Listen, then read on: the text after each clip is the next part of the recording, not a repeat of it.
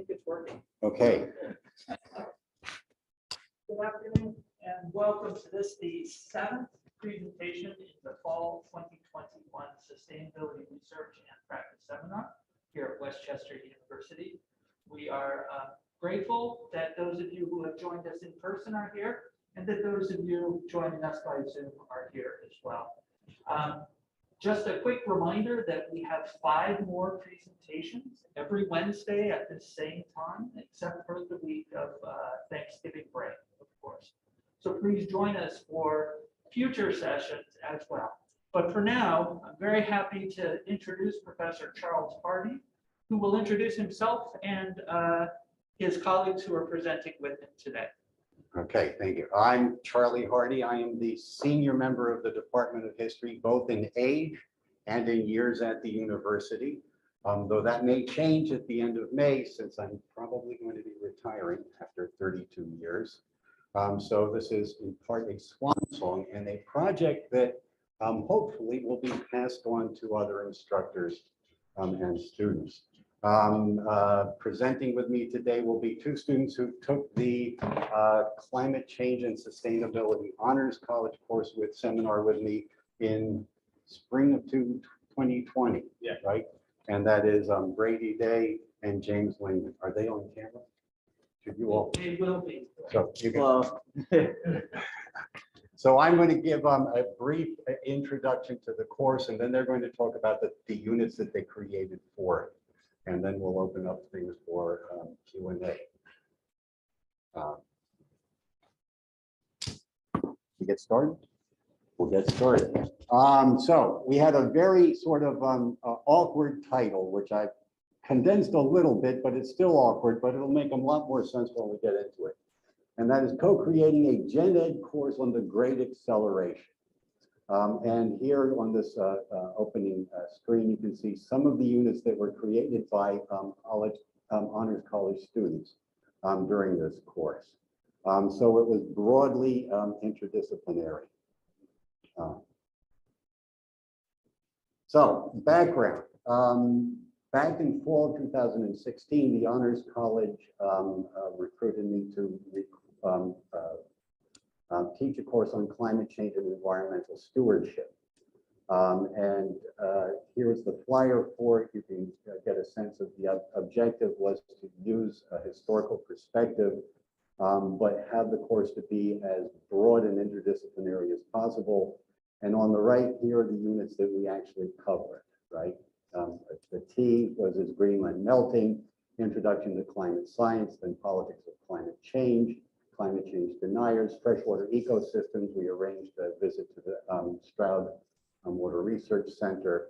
And then going back to deep history, the geological history of climate change, human evolution, emergence, migration, little ice age, big ice age, industrial revolution, and then all up through, right, once we got through the chronological part of the class, to international initiatives, ethical dilemmas, psychology, communications in the press, climate change and religion. And then Norway is a model for national stewardship, because the year before, the Westchester University Honors College had hosted the PASHI Honors Abroad program, and we'd taken students to Norway, where the 2 themes were the Nobel Peace Prize. The Honors College since 2016 has had the opportunity to each year nominate a Nobel Peace Prize laureate, and then climate change. The focus in that semester was the Northern Hemisphere. So what didn't work and what did work? It turned out, as the course was running, that there was, for the students, and they came being Honors College seminar majors, they were from all different majors, there was too heavy an emphasis on climate history. I love James Brooks' book on climate history, but it is very thick and dense and long. And the non-history majors, for the non-history majors, it was a slog. Yeah. Do you mean that in terms of geological history or the human element? Both. It is deep history. Charles, could you repeat the question because the audience on Zoom won't hear Oh, yeah.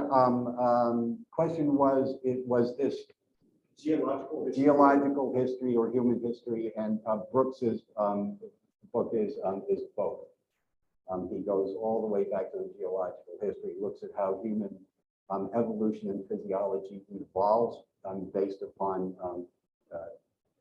planetary climate change going back 2.5 million years, and then takes it all the way up to the early 21st century. Yeah. So there was not, from my perspective, insufficient student engagement for most of the class, and a conclusion by most of the students, way too much reading. What did work, the timing was wonderful, because right before I taught the course, Pope Francis released his papal encyclical on climate change. While I was teaching it, the United States ratified the 2015 Paris Agreement. There were new films that had just come out, Leonardo DiCaprio's first film on climate change. And so all of this made it all very timely. And since it's an honors college course, and honors, Westchester Honors College is based on service, we figured we needed a class project where students could do something actually that was practical and service oriented. So we had discussed a number of student introduced ideas, and what we came up with, what the students came up with, was to convince Westchester to implement default duplex printing. Up until then, you go into any of the student printers, and the default is one-sided. And they've done their research and found out that you could literally save thousands of trees and dollars if you simply change the default setting. So we worked with the appropriate offices, and Shiloh Scott and Brian Scott, not related, decided to pursue this after the course ended. And in fall 2017, actually, the university switched all of its computers and printers for students to duplex printing. So something practical and useful came out of the course. So what to do next time?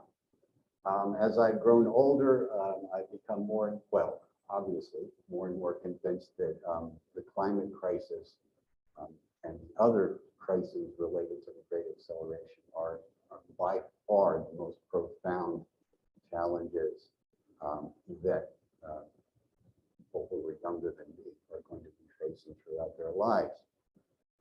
So it struck me, and I was taking the sustainability faculty seminar that same semester, that Westchester needs a one-semester multidisciplinary course that introduces students to the accelerating multifaceted global crisis, right?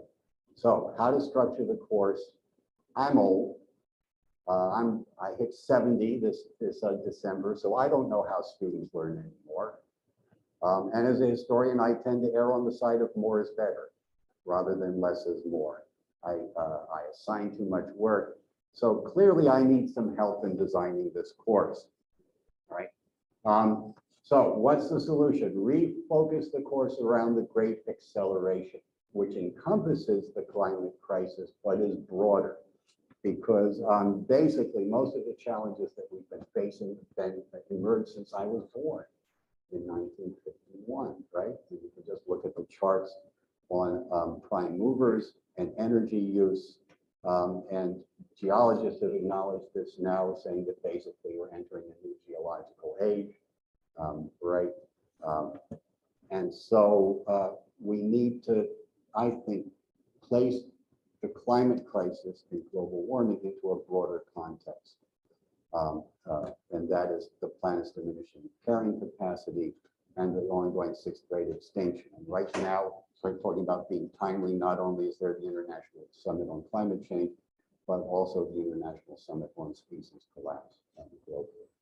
So what are the different pieces of the Great Acceleration? And I found this wonderful chart with it sort of, and it's a bit idiosyncratic, but it sort of lists out Earth system trends and socioeconomic trends. And here are some, perhaps just from this website to give you a sense of what they consider the major indicators or measures. So carbon dioxide, nitrous oxide, methane, tropical forest loss, terrestrial biosphere degradation, right? And again, you can look at the slides or you can grab this afterwards. These are your Earth system trends, and then here are your socioeconomic trends. And again, these are, again, idiosyncratic, but give you a sense of what are some of the things that the folks who are looking at the great acceleration attempt to measure, right?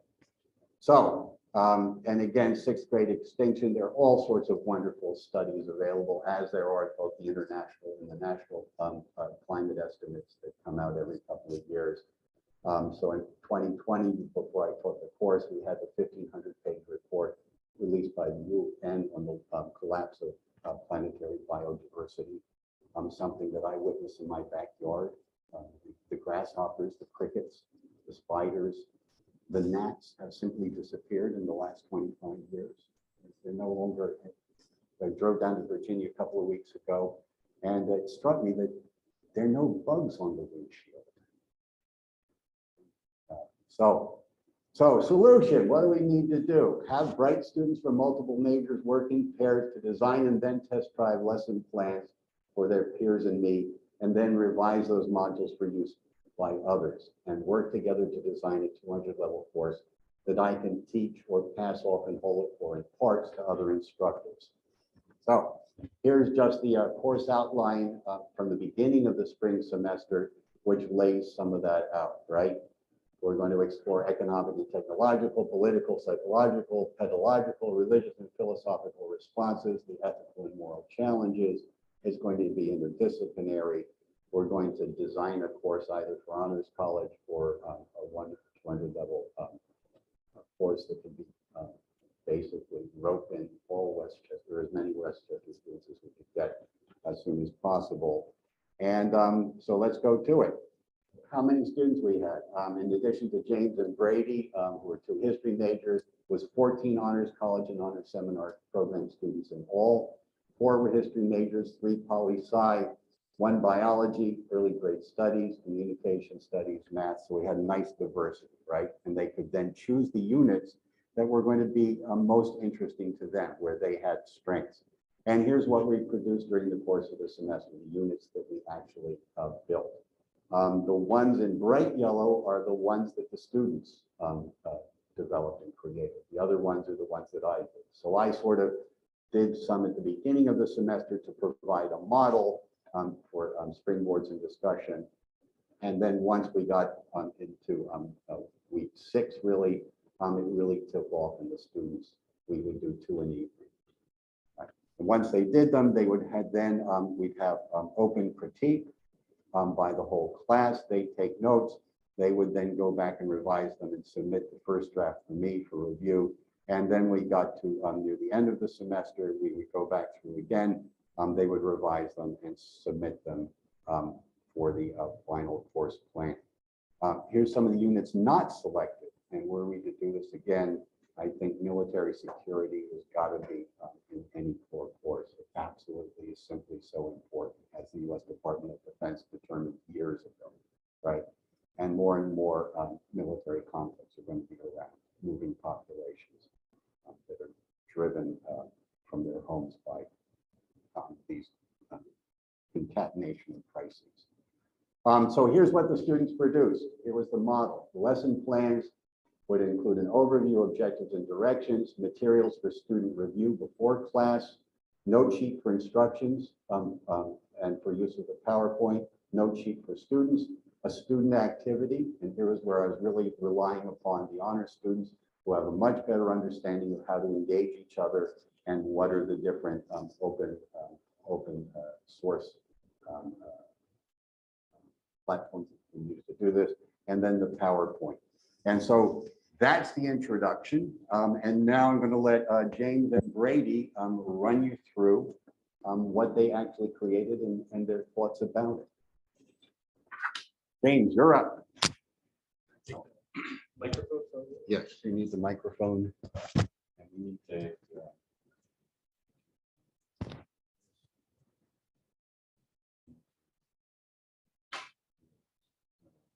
I think it might still be open. Okay. I'll check. Hi, everyone. Microphone. on the table? Absolutely. Pick up that. Absolutely. All right, here we go. Give me 1 second. It's hard to see everything in here. There we go. Let me keep that flat and I won't move too much. Hi, everyone. My name is James Lingman. I'm a third-year history major. I'm on the elective social studies cert, so I'm looking to be a high school teacher. And I was one of the students who worked with Dr. Hardy in the class. So my specific unit was international initiatives. We struggled, me and my partner Jocelyn struggled to figure out how to best encapsulate so many different areas of international initiatives throughout the globe. And considering that this was meant for a 100 or 200 level class, we really had to get deep into the research to figure out, okay, what can we present to students that will be useful for them, and what can we sort of leave behind for further research. So again, just to reiterate a point that Dr. Hardy made, the requirements for the course, of course, comprehensive research and analysis when it goes into building these units. These units need to be as great as they possibly can be, and to make sure that we're not leaving out anything unintentionally. Of course, we will have to make those intentional cuts. Again, an interactive activity for students, which I will get more into our interactive activity in a moment. Also discussion-based opportunities, because a class like this really thrives on being able to give students a way to talk about what they're hearing, not just learn it, but also apply it in situation and talk with each other about what they're hearing. And of course, citations and references for further research for students, and having that extra available resources so that they can get to it. So when it comes to presenting the information, of course, PowerPoint is the way to go. It's the best way that we found to present. We really just went with a timeline to start out our unit. We started talking about conference of parties, and because there are so many conference of parties, we had to break it down into core elements that we could use throughout the unit. So we started with a timeline just to make sure that we could establish how these international initiatives have evolved over time. And again, we needed to focus on which conference of parties students need to know, and from there, which agreements that came out of it students really needed to hear. So that's where Jocelyn and I, my partner, came to an agreement on this idea of shared building, which is the idea that we need to find parts of each conference of parties, each agreement that we can build on throughout the timeline, so that over time, students understand where they came from, but also where these agreements have gone from there. So that it's not just, oh, it was a one-off sort of an agreement and we never really did anything with it again. Instead, we wanted to focus on the parts that we could say, here's how they're coming back into fruition, here's how we're using them, here's how maybe we got off the road a little bit, but we're coming back to it. And that I will talk more about when we get towards the 2015 Paris Agreement. So for our group activity, we used this really cool platform called the Climate Action Tracker. And it's a website that anyone can use. It's completely free, but it allows you to specifically focus in on any nation in the world that they have data on and find how it best meets the 2015 Paris Agreement. But that doesn't just mean that it's, a one-off, yes, no, whatever. You can specifically zoom in on different industries such as agriculture, aviation, shipping, and see, okay, what has the US done in recent memory to really contribute to those goals in each individual industry? It became a really cool way for us to explore with our classmates and hopefully with students how each country is making strides in some areas, but maybe not in others. So we built this activity meant so that students could not only explore 3 that we identified on here, those being Japan, Canada, and India, but also whatever countries they wanted to look into. I know a lot of students wanted to look into the United States, of course, but many others wanted to look into other areas, other countries. And we just sort of gave students the chance to talk about these things that they were finding. Again, we wanted to make sure that the discussion was a really big part of what we were doing. So we focused in on looking at how these countries are adapting or how they're meeting or not meeting the Paris Agreement, but also students' reactions to that, whether that made them upset or it made them more motivated, especially when it came to the United States, because at the end of the day, we're all Americans and we wanted to compare the information that students were getting to the United States. So just generally across here, and I know you can only see the one part, so I'm sorry about that. Some positives across the entire class where we really, oh, this got all messed up. I'm so sorry. So we really liked how highly collaborative that this was. It was a chance for us to work not only in pairs, but to work as a class to come up with the right units, but also to trim the fat of some of our units. There were times at which we realized we were being a little bit bloated and we were just going through too much information, and you could tell that nobody was really interested in it. So it really helped to have that collaboration. Also the creative aspect of it, being able to take it in whatever direction we wanted. And of course, the class was very student driven, and it facilitated a lot of opportunities for application, not just in the classroom, but in other classes. I know I took a lot of the information that I was getting in here to my History 300 class and was applying that in some of my research into history of climate sustainability in the United States. But some areas that I thought the class could use some improvement is that there weren't many opportunities for hands-on application in the classroom. And that was just more of a product of the way that the class was running at the time, because we were setting up this whole class for students, but we didn't get the chance to think about ways in which the students themselves could use this material, whether that be longer term projects or presentations or collaborations with local groups. That was something that just wasn't really in our focus at the time, that I do think, moving forward and getting into that class and building it as a real course, students would absolutely love that and really value the opportunity to apply that at a local setting. And then also, as any class with current issues is, the need for updates and the need to retool the class as things happen. We took the class in the spring of 2020, and of course the 2020 election was in November. And by then, everything had pretty much changed. I mean, going as different as you possibly can from the Trump administration to the Biden administration, it was like a switch was flicked in some areas. So just the need to retool, especially with our unit. Some of the other units don't really need that as much, but with this one, just so much is happening with it recently that this unit would constantly need a little bit of a retool every couple of weeks to make sure that we're really getting all of the information to students that we need. But yeah, that was my general class thoughts. But I had a great time overall, and I really, really enjoyed the research and the application. I'm very excited to see where this class can go in the future. But I'd love to pass it over to Brady now to talk about his unit. You're up. All right. Thank you. Yeah.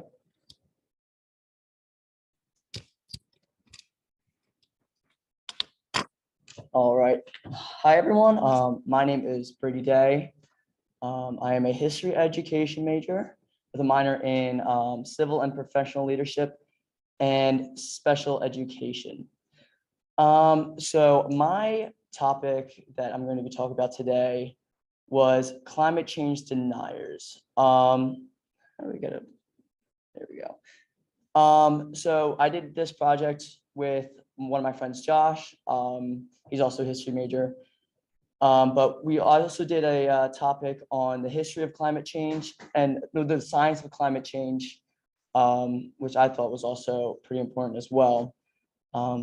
Going into this class, I was excited and a little bit nervous. If you've ever taken a class with Hardy, you kind of always have nerves to begin with. But besides that, I was really excited to learn about climate change. I grew up in a family who, I wouldn't say they're deniers, but I wouldn't say they're acceptors. So this was when I saw this topic, I was really, really excited to do it. I'm really glad I got to do it because I think it's super, super important to learn about how, like, where the information comes from for the people who are not necessarily agreeing with it.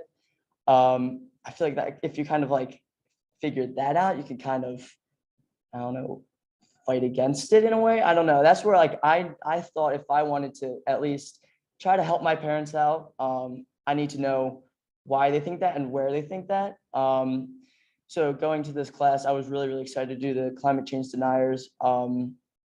So just going through, I was just going to do like a brief overview of my project and why I decided to build my project the way I did.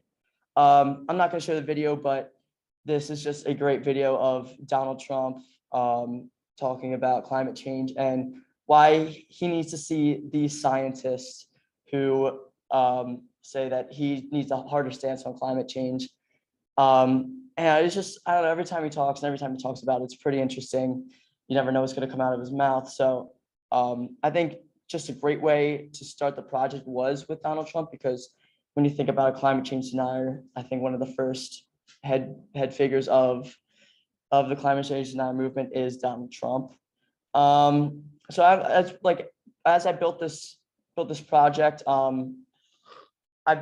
was the second project I did after the climate change science project, and I just wanted to like add more collaboration into this one than I did with the last one. As James said, it's good to talk about what's going on throughout, like what's going on with the topic throughout, just like going through the topic.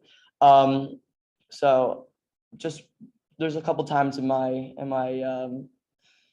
presentation where I just brought up a bunch of reflection and trying to think about what we see and why we see it, and it's just stuff like that. So I started it off with like the Green Scare and how we kind of went from this like anti-communist campaign to this Green Scare, this government intervention. Almost you could kind of say people link climate change to communism somehow.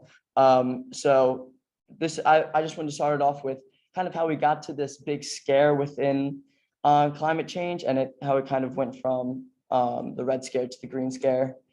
And then I wanted to talk about some major figureheads in the climate denier movement.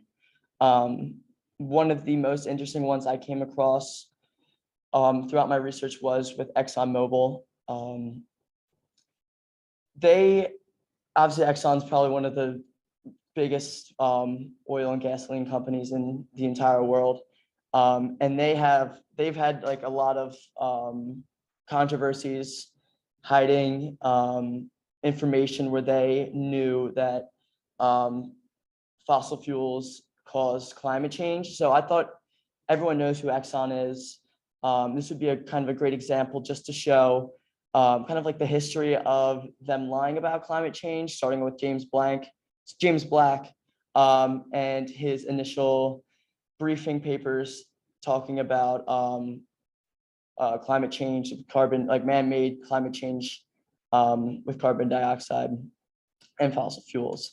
So just going through it, kind of like their stance each time throughout every like 3 or 4 years, where they'll put out briefings, or the CEO will try to use like some minute unsettled science. That's kind of a theme I've figured out throughout this project was this unsettled science.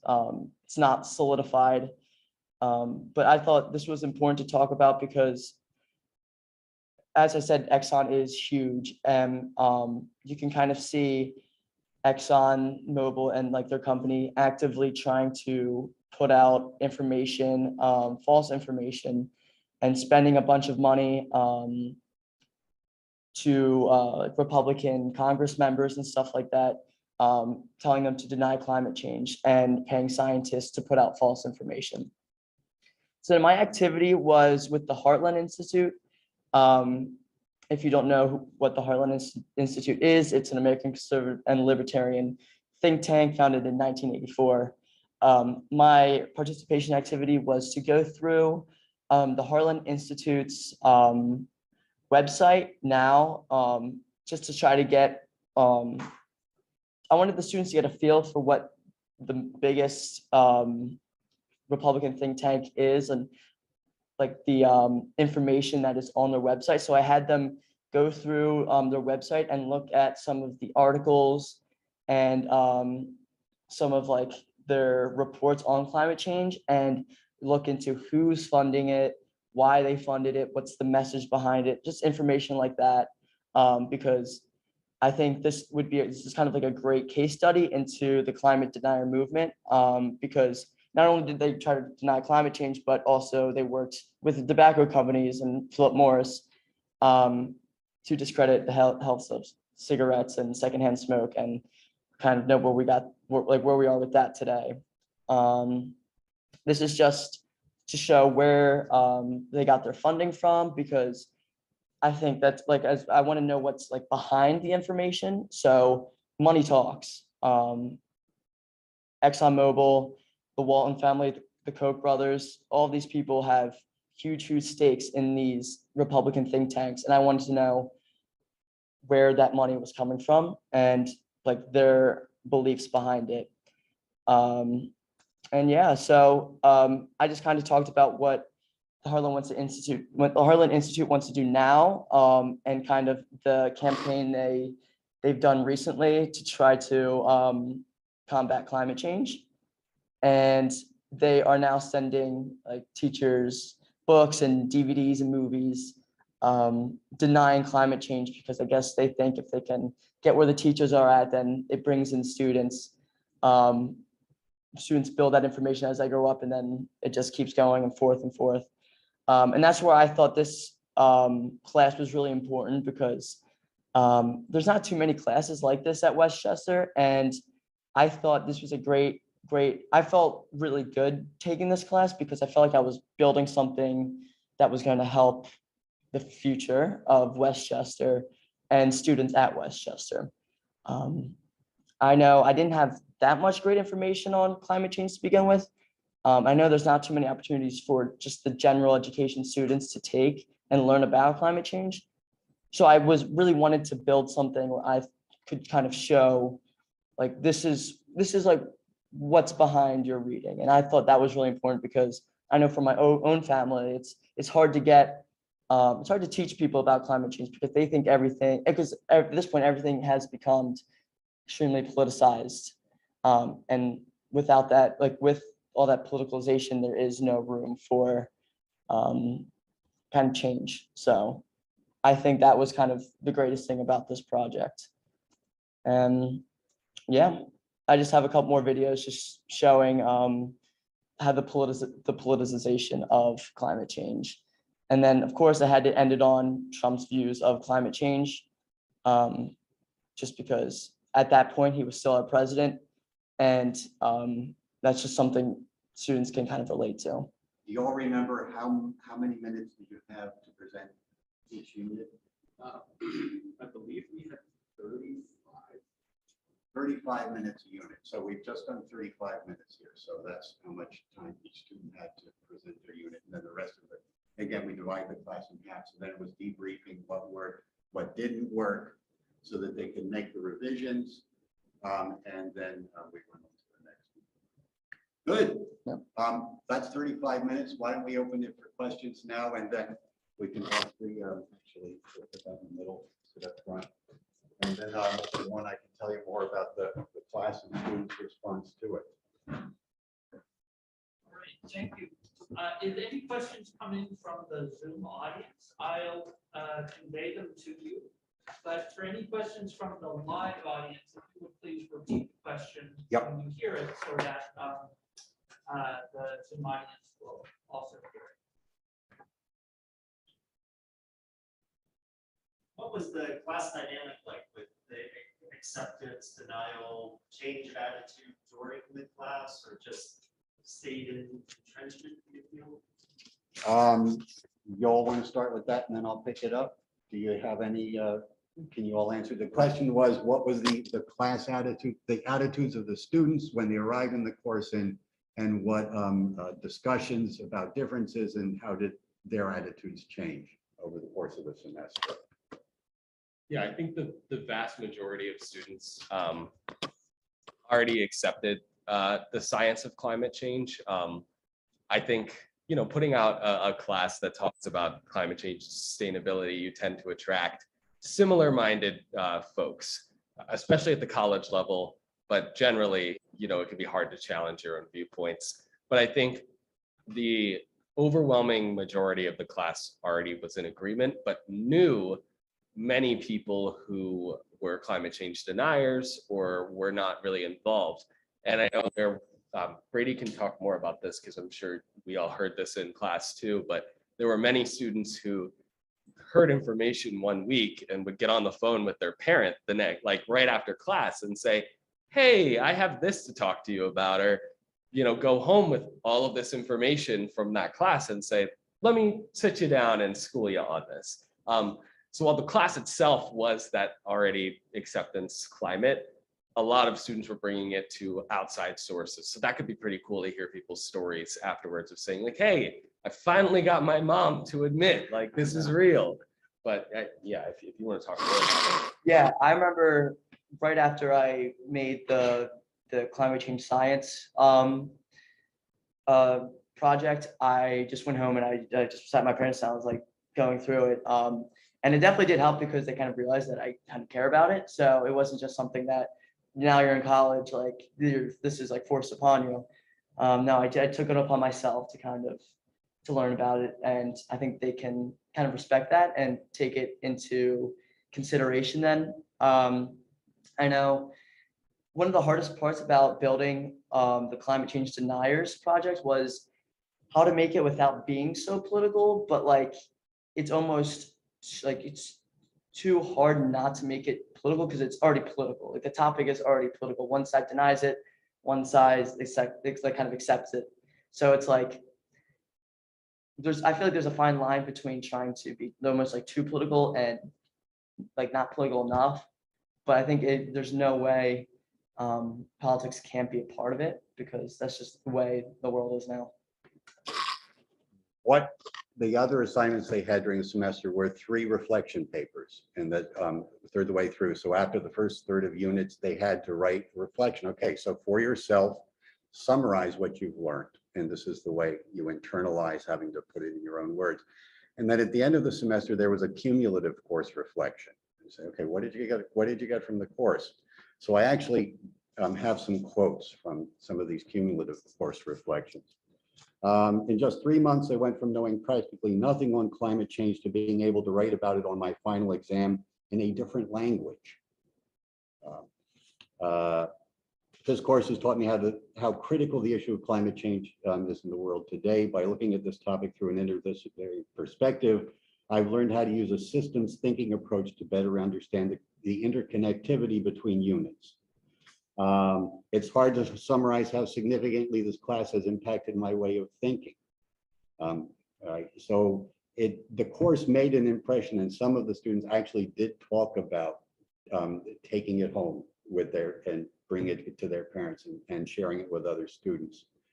And about, well, it's no surprise that this was one of my most involved classes this semester, but also most interesting. Most classes do not cover such breadth of confidence, and I felt like I was drowning or overwhelmed most of the time. But it is better me than the students we hand this class off to. So they took it really seriously, and yeah, and I think that it forced that engagement with one's own understanding, and then how do we share and communicate this with others. And so there were wonderful units both on teaching climate change and on the communications of climate change. Yale University has this whole climate change communication center, which they drew on extensively to figure out, how do people get the information that they get? How do they make sense of the world? How has that changed over time? So yeah, there's a brief answer. I ask one logistical question first. Would you please stop sharing the PowerPoint? That will make Good. the We're up on image screen. nicer in the recording. Awesome. Great. I have a question, but I want to defer to others who might have questions. Well, I have a question that's related to what we're talking about.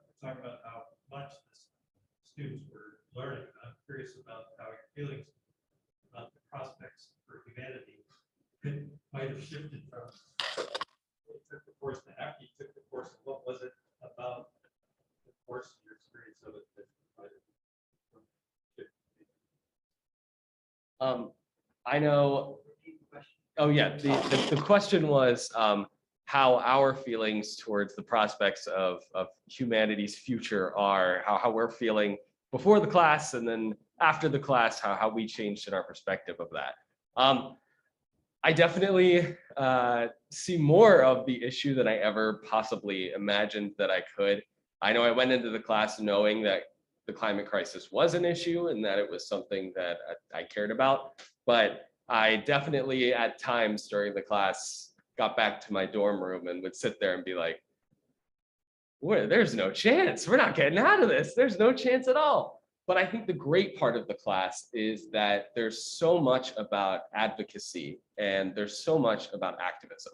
So even though you're learning so many statistics and you're looking at the facts and you're looking at the deniers and there's so much stacked against you, we spend so much time working with how do you advocate for this issue? How are you an activist? What are local examples, not just national examples, but local examples of groups that are doing this? And that was really empowering to me. Especially towards the end of the class, we focused a lot on that community level. And just knowing that I'm not the only person that's fighting this fight, that there are people who have been fighting it for way longer than I have and will continue to. And knowing that that's something that I can do, step into in whatever capacity I want. That was really empowering. So I definitely am more terrified than I ever could have thought I would be about the prospect of it. But I have more hope knowing that, you know, there are real chances for me to be an activist for it. In the cumulative course reflections, they talk about the first half of the semester. It was really depressing. And at the last few units, we actually felt better. It felt that there was something that we could do to feel about something that we could do. Right.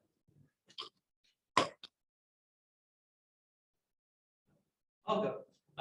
Oh, one other thing I had, and that is the other thing. The reason why I like to put, I think the deep historical perspective is so essential, is because when you recognize that that we've had these periods of repetitive cycles of near extinction of species, that human evolution and our physiology is a product of dramatic climate changes, and that basically the planet doesn't give a crap about what's going to happen to human beings ultimately, and that that can be liberating. And I found this is a liberation felt by certain environmental historians who were activists, who started to move to that more Buddhist acceptance back in the 1990s, after having beaten their heads against the wall and given up on the political struggle, perhaps prematurely.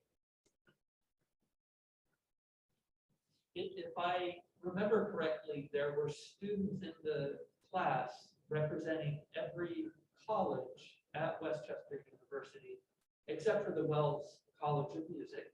So I have a two-part question. One, how was the disciplinary backgrounds of the students explicitly made part of the course?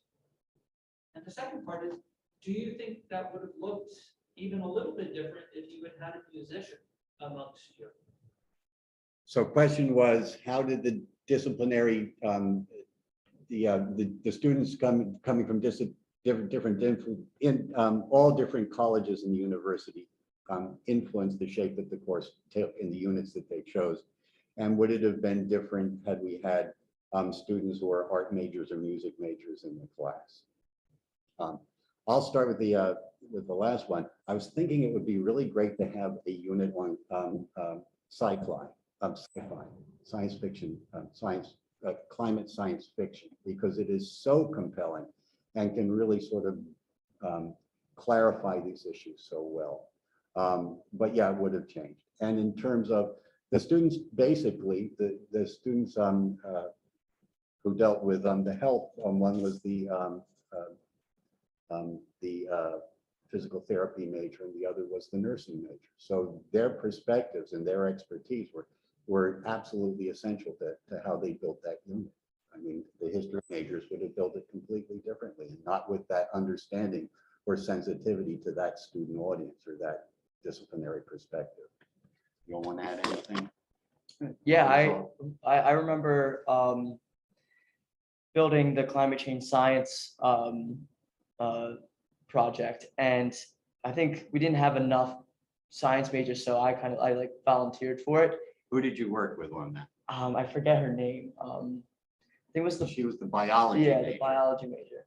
And it really helped having her with me on that project, because I haven't taken like a legitimate science class since high school, being a history major. So it was like, if I really needed the help as like with a biology major to build that.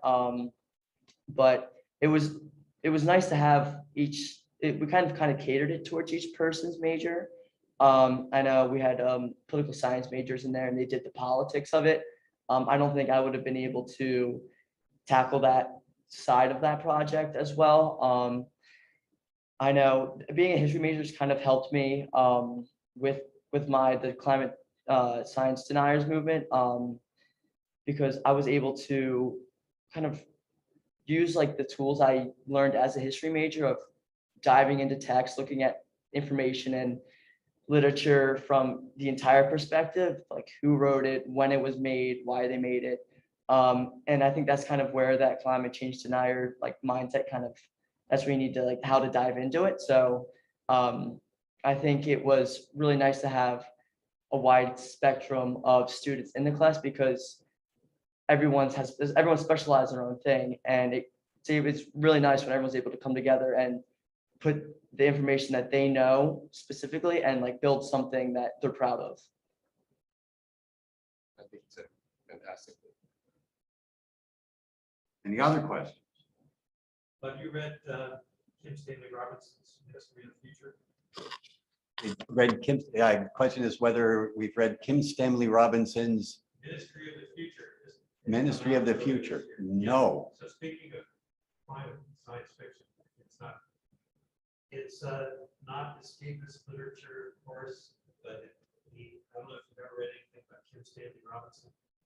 I'm reading his book on New York right now. Okay, but his most recent thing is Ministry of the Future. It's about a UN agency that was formed to represent future generations, and it's a scenario that unfolds based on Kim Stanley Robinson has amazing knowledge of economics, politics, psychology, earth science, etc., etc. And he's a great writer. We're talking about Kim Stanley Robinson, for those of you who can't hear the question. So he's like, he's won all sorts of awards for his sci-fi. Why do I say It just takes current trends in all those different aspects and lays out the potential scenario that actually is pretty upbeat. Yeah. Pretty bad for a while. It's 12:50, and we normally pause at this point in case anyone has to rush off to another class or has a meeting to attend to. But if we can, just a quick round of applause for our presenters. Live applause. There we go. And if you have another minute, I have one last question. Yeah. I'm curious, you developed this as an honors college course. So another two-part question. Has it been taught again since those of you who participated in spring of 2020 did your work? And is this course available outside of the honors college so that any undergraduate student on campus could take it? So the question was, has the course been taught since spring 2020, and is it available to students? It has not been taught since spring 2020. In Honors College, I've been teaching a series of Honors College seminars in which students have been building websites around oral histories of immigration. And this spring, we're going to be doing a seminar in which students do interviews with people, it's called the Vietnam War Oral History, which will not only be with veterans, but with conscientious objectors, with anti-war activists, with Vietnamese expats. So I sort of been drawn in other directions. There is a member of the history department who is interested in taking the course over and moving with it. And my hope is that, in fact, through promoting it here and through honors and elsewhere, is that when people recognize that these units and resources are available, that there's some interest. As James said, everything needs updating, right, constantly, but that's true with any courses that we teach. But we'd be delighted to hand off what we've produced, and some of the units are very, very strong and usable. They're the right time. They are appropriate for Gen Ed to 100 or 200 level courses and students, and it's all modularized, so it's not like you have to take the whole thing.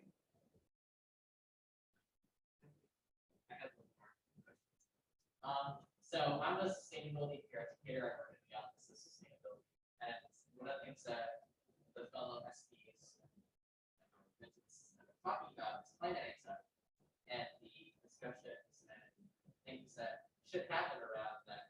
When you talk about climate change, that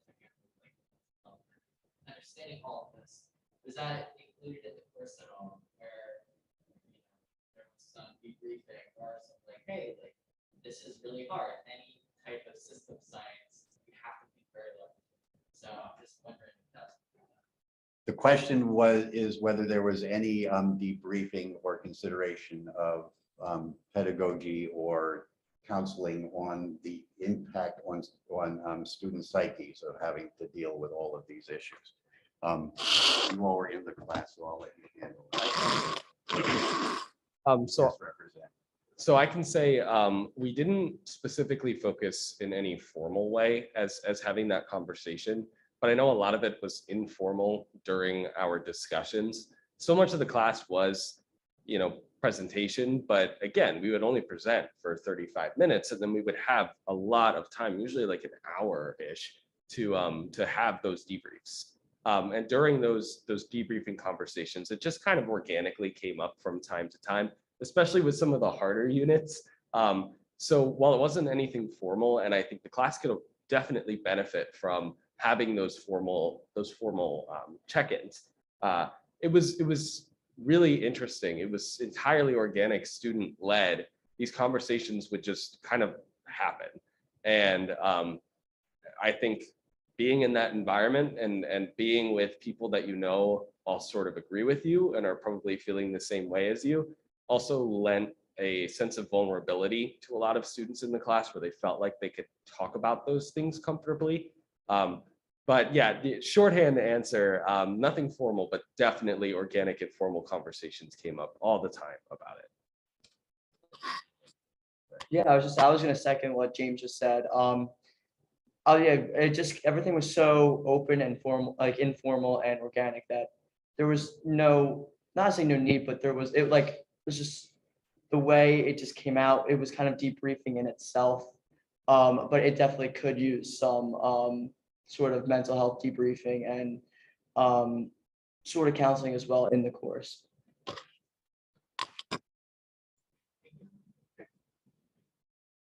Another question.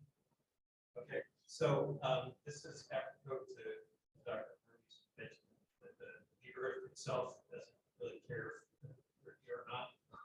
And 20 years ago, I had the opportunity to teach an environmental space capstone course at another institution. This was 20 years ago, and chose the theme of climate change. And I just recently received my PhD in geology, and so I thought it was incumbent upon myself to convey some of the climate history going back in deep time. And I was really curious to see that you had done that too, but it sounds like you only went back 2.5 million years. Oh, we went back to the Big Bang. Oh, okay, good. But real quickly. Right, real quickly. So you covered the mass extinctions and the Permian Eocene thermal maximum. Yes. And how during most of Earth's history there were no ice caps and it was generally more climate. We did the whole geological history, and there are wonderful maps that you can get online showing the Earth during different geological eras.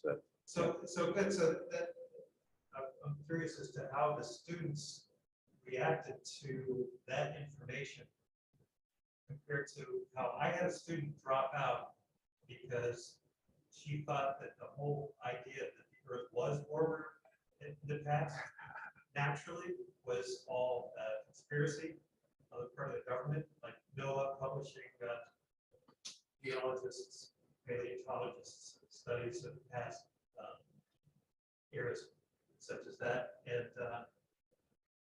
I was looking for the language as to what the, that's not to deny that there's a human role in the current warming, right? So I wonder if you address that and what language you put to it. And I would say we're doing something like a massive volcanic eruption now, are releasing all it even faster than in the past, releasing all this carbon dioxide. How did that fit in with your? As to the last, I love Al Gore's analogy that how many it's the equivalent of how many atomic bombs that we're dropping each day. Is it, I don't even, what's the number, 500 or 5,000?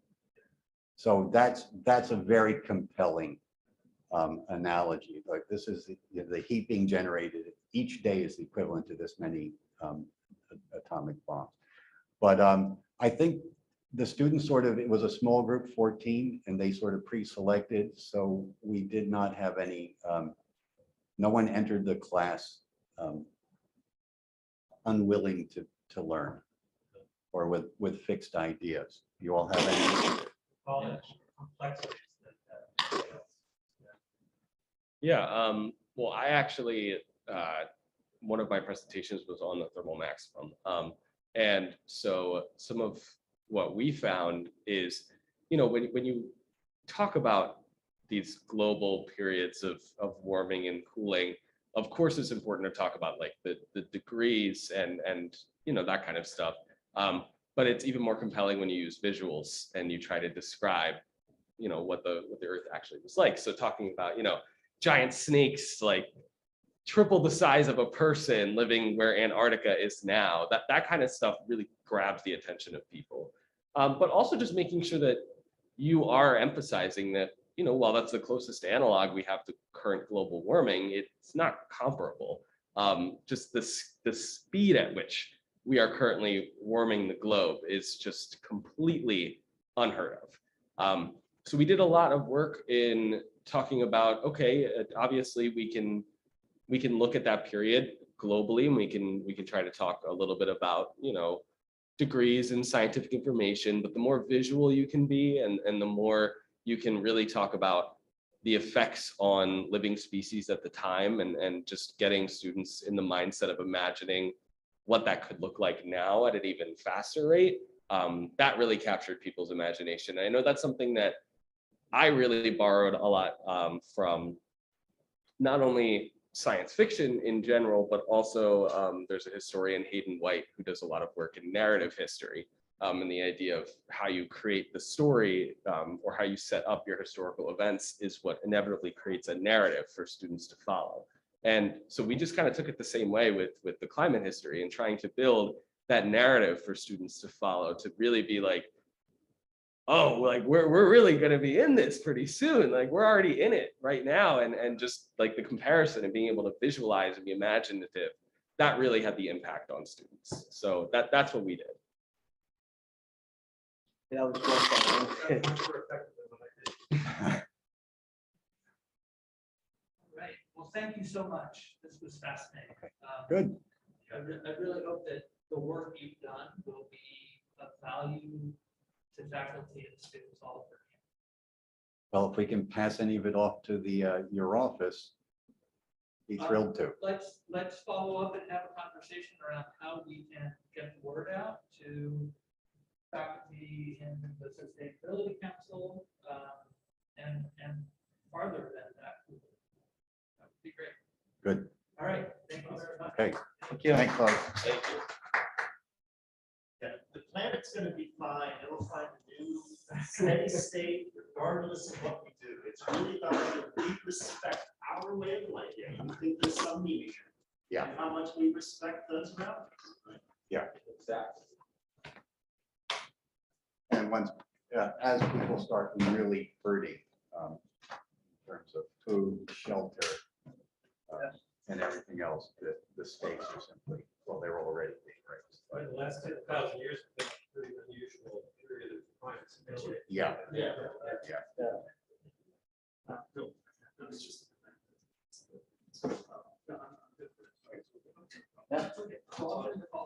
So, apropos to the conversation we're having before the great presentation. So, speaking of politicians, I got an endorsement of sorts of my watershed histories that I've been working on for the last 10 years. Yeah. So I was at the last Let me watershed. say goodbye to these. Yeah, folks. Thank you very much for showing up. Terrific, good job. Thank you. I will see you this afternoon. Yes, sir. Yep. We'll see you in a little Yeah, bit. good luck to you guys. In the spring, if But I'll not definitely before see you then. in the spring. Good. Thank you. Thank you. Thanks, guys. Yeah, sure. Thank you. Yeah. Thank you. So there was a shout out at the our annual fundraising awards dinner. Yeah. Watershed Association about to me or about the histories that I've been writing. And the president of the association used the word definitive. Walt has written a definitive history, and there's no such thing as a definitive history. It is a history, but